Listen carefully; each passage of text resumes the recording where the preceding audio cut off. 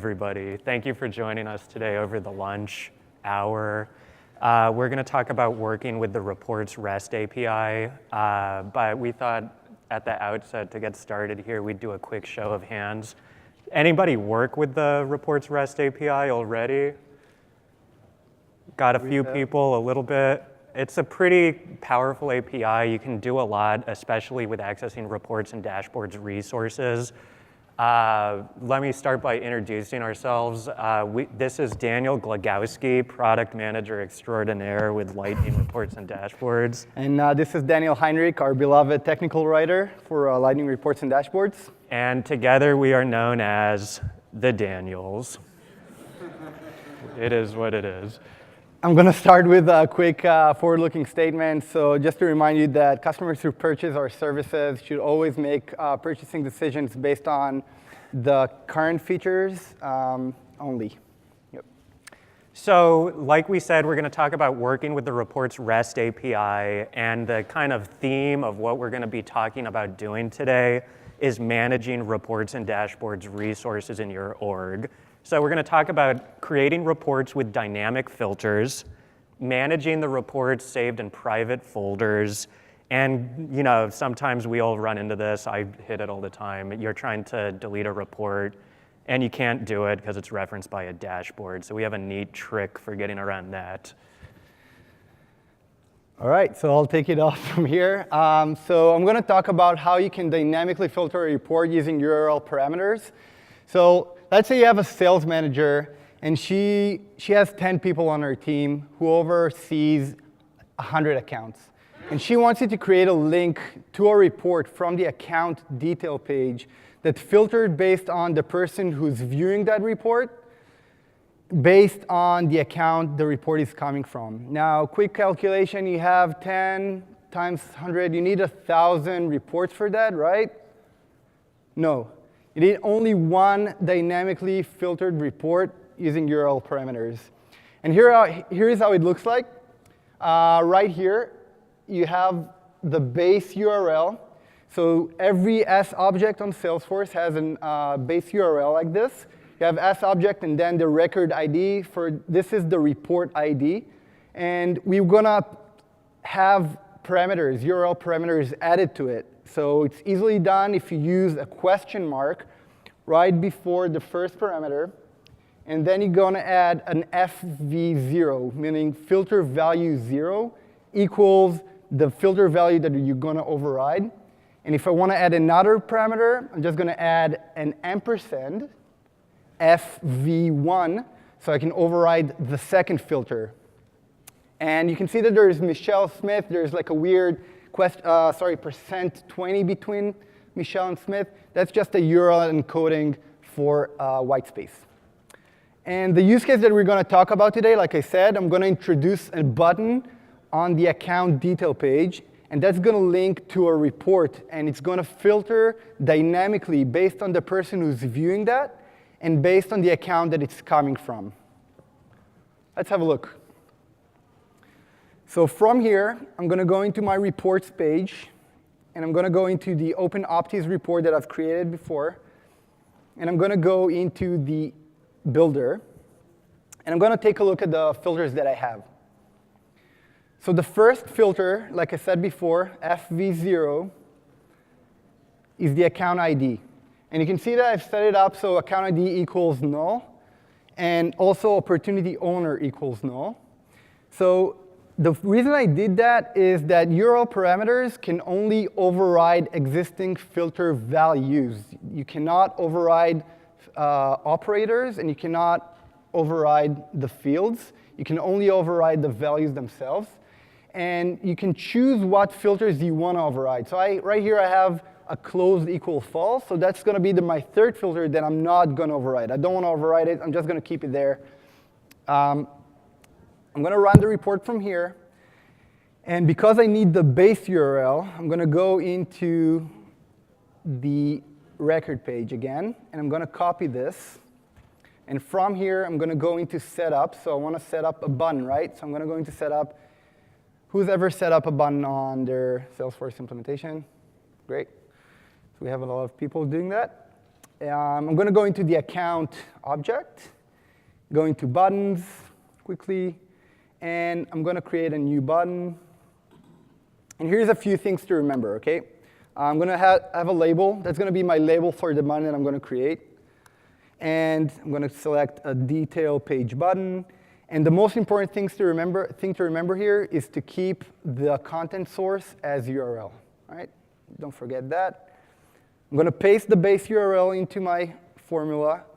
And like I said, I'm going to add a question mark to introduce new parameters into the formula. I'm going to add an fv0 equals, and then I want to have the merge field, the value that is going to override the filter. I'm going to use the fields right here, so I can add insert field account ID. And if you remember from before, if I want to add the second filter override, I can add a filter override 1 to denote the second filter on my report. And now I want to have the current user. So I need to go to the user object, and I'm going to use name. And using the username, it's going to override the opportunity name equals something, right? So I'm not going to say because I've already done this before. So I'm going to go into page layout. You need to remember to add the button on the page layout. Need to make sure that it's there. And you can see that the new opportunity, sorry, that's not it. The View Optis Report button is right here, and we're good to go. Let's just open quickly an account. Osmosis Inc.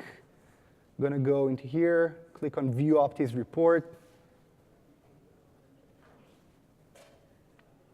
And if I open the filter panel, I can see that the account ID was overridden by the account that I just came from. And the opportunity owner is Michelle Smith, the person who's currently running the app.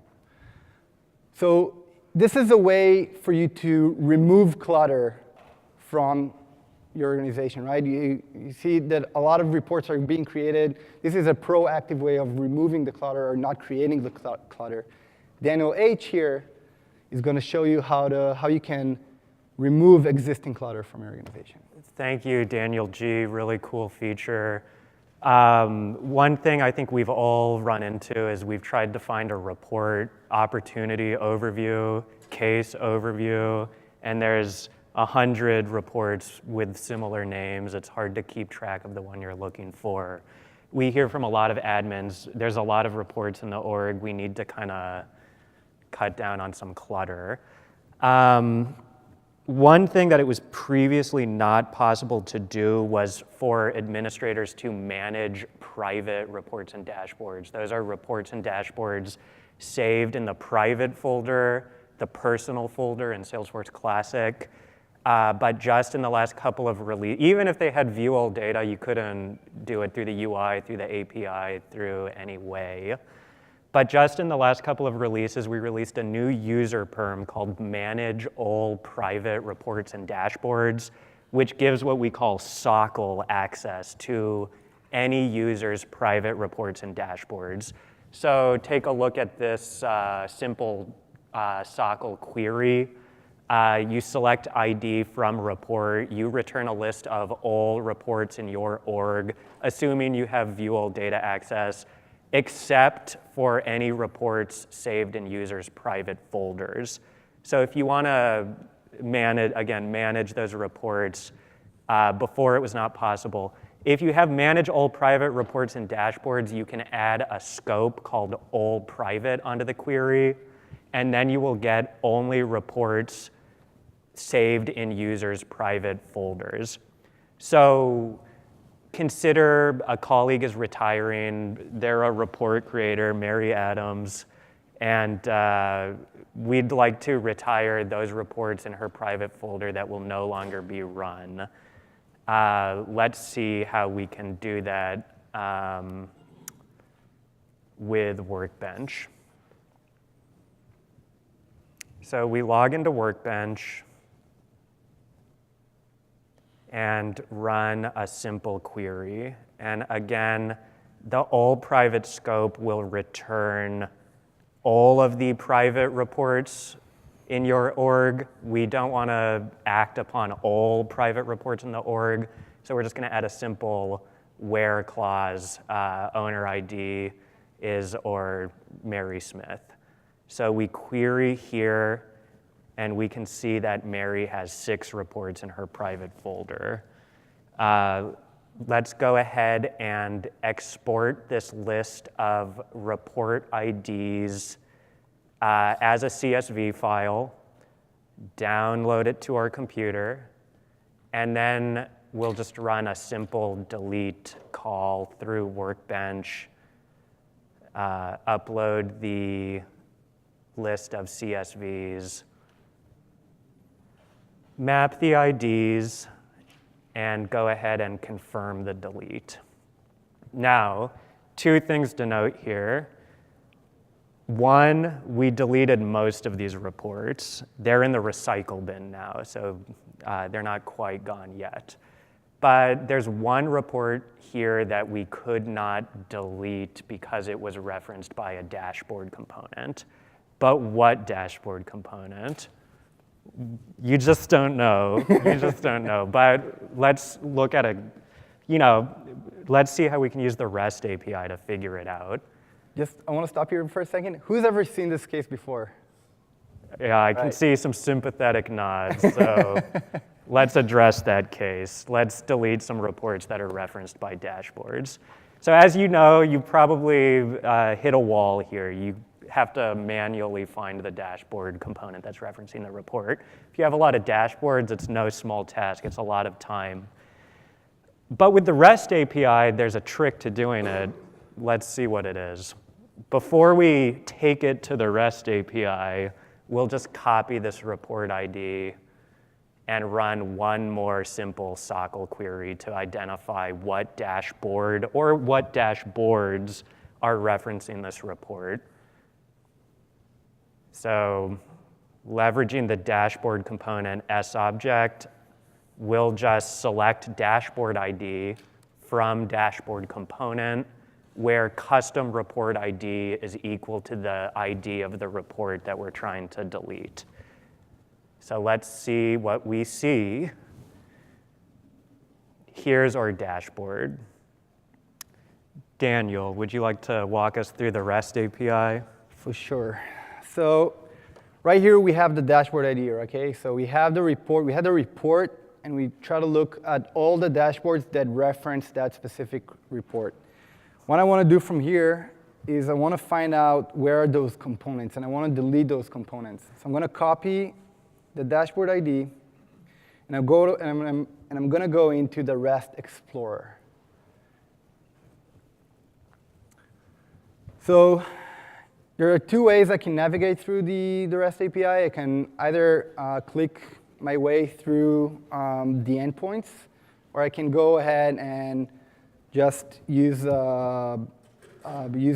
this input box right here. I'm going to go into Analytics, Dashboards, and then what I'm going to do is I'm going to paste my dashboard ID, and I want to get back the metadata, the dashboard metadata.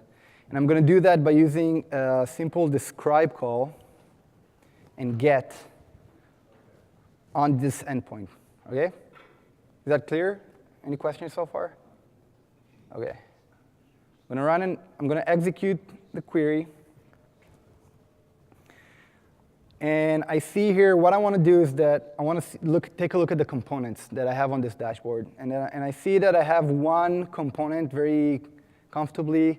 I have one component on this dashboard. But if there's multiple components, you can take a look at the component ID and just match report ID to the... We need to look at the report ID on that component, okay? So every component has an underlying report. So we have a report ID for that component. But we also need to take care of the layout. So we have components on the layout that we're also going to need to delete.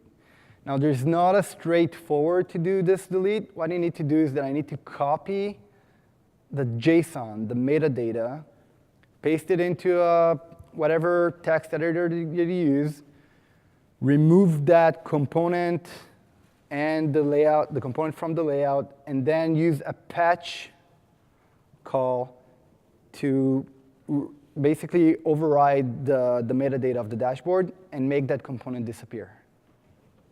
Okay? Now I'm going to go through this a little bit slowly, so stop me at any second if I'm going too fast. Just out of curiosity, who's the running user? Does it happen to be the same user? It's a good question. So the question was, does the running user has to be the same running user in the? No, does it happen to be the same user because it might be relevant? In answer to your question, let's take a look at who the running user is by expanding that node really quickly. And you raise a really good point about access to the dashboard. Manage all private reports and dashboards. The user perm gives you SOCL access to a report or dashboard in a private folder, not REST API access. So that's an important distinction. Salesforce access policies, permissions, and rules still apply through the REST API. So there are cases in which a dashboard could be private, inaccessible to your API, the user who's running your REST call on the API. So when you perform these administrative tasks, it's important, again, it's best if you're an admin, if you have view all data, if you have managed public reports and dashboards, and all other necessary means to access a dashboard. Well, the part I asked because it's the only component on the dashboard, which kind of implies that it's a personal dashboard. Yeah, at least it does to me.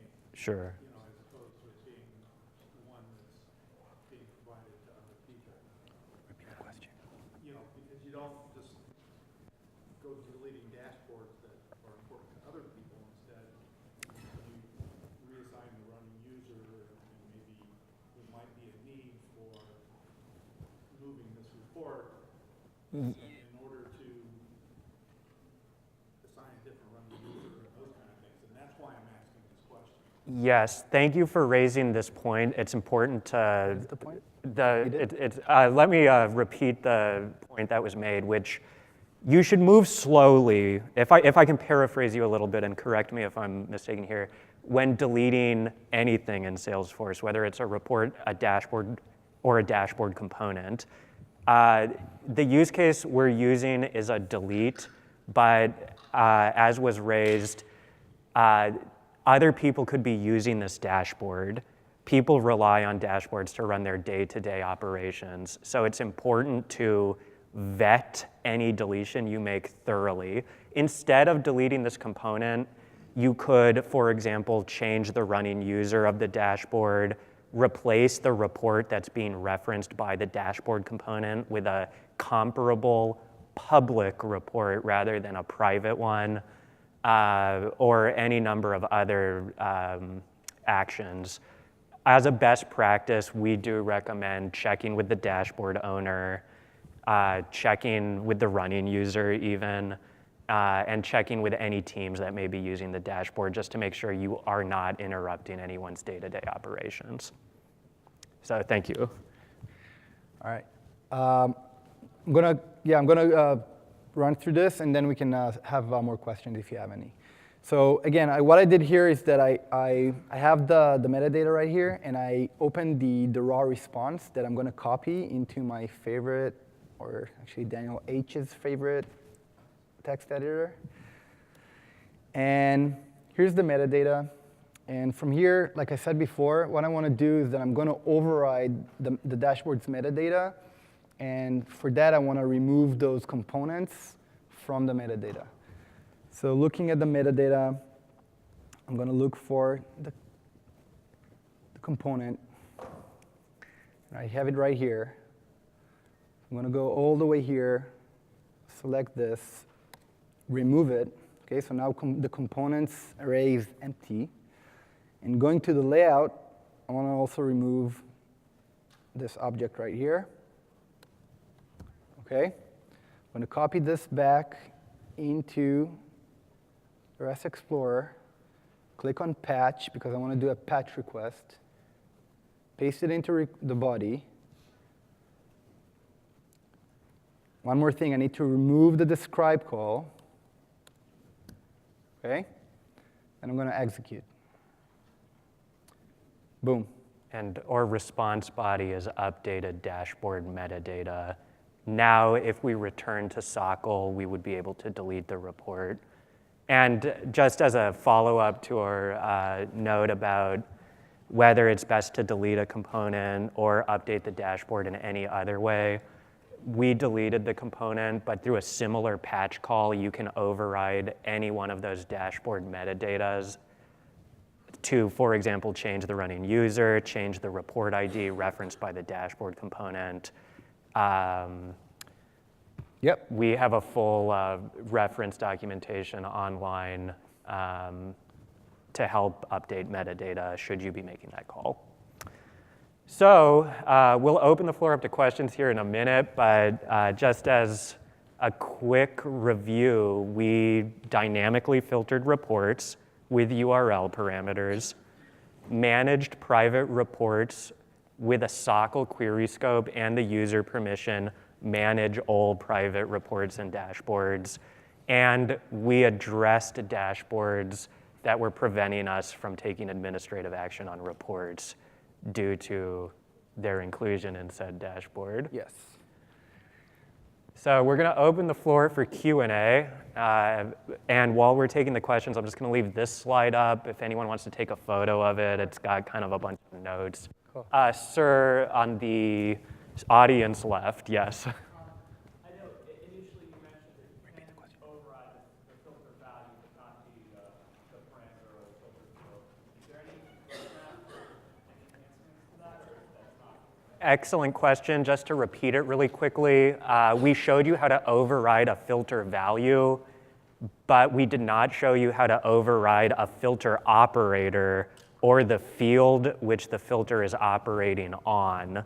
So the question was, is there a roadmap to do those things? And I'm going to turn that question over to our PM here, Daniel G. Yeah, so thank you.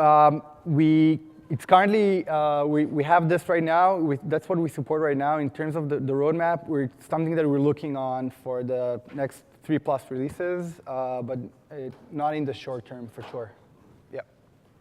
So real quick, so since you could query for folder, can I do subqueries like if account owner is inactive, or can we also do queries on dashboards last refresh date greater than X amount of time?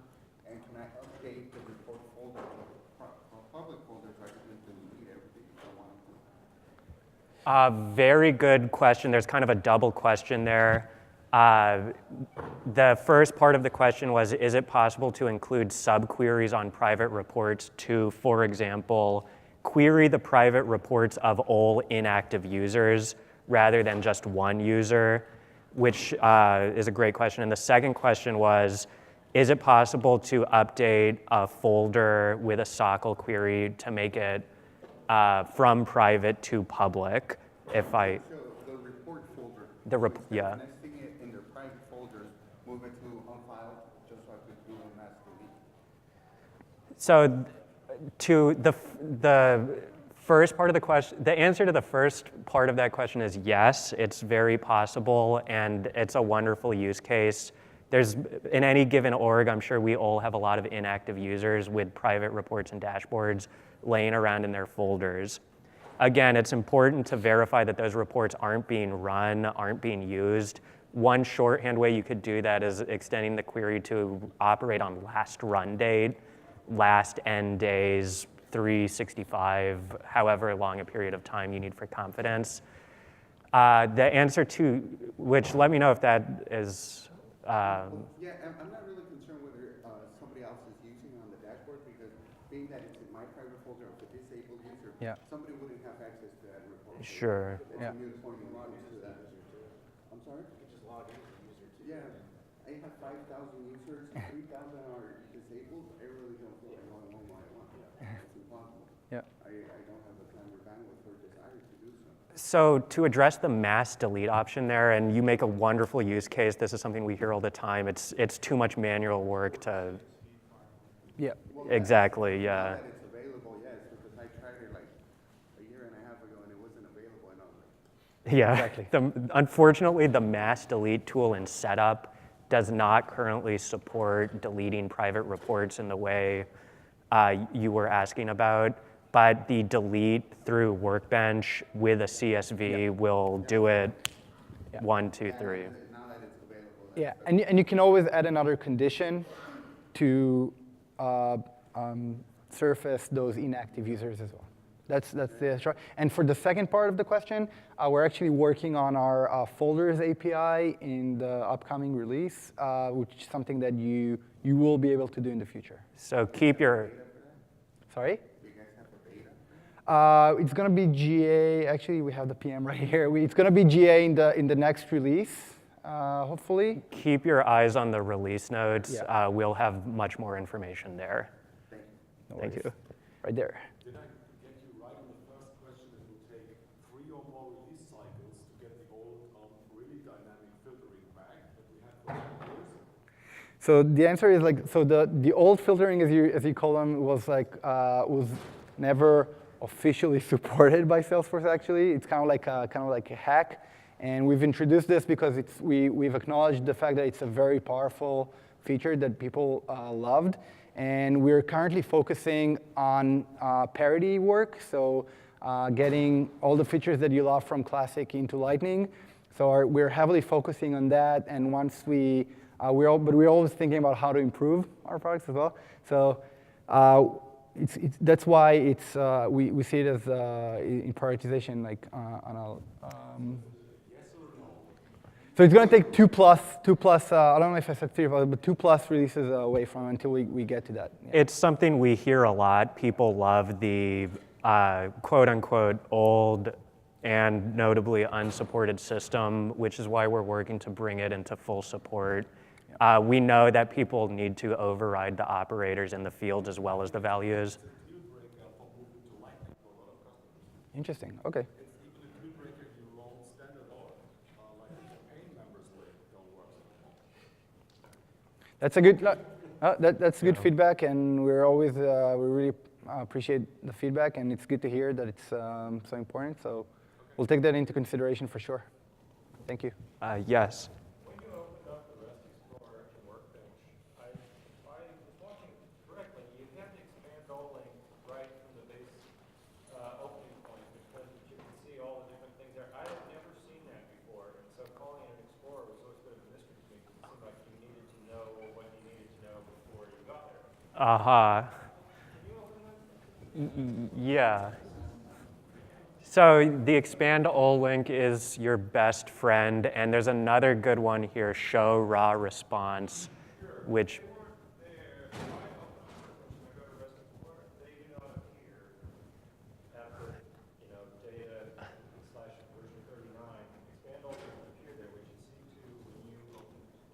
And you're using workbench.developerforce.com? Yeah.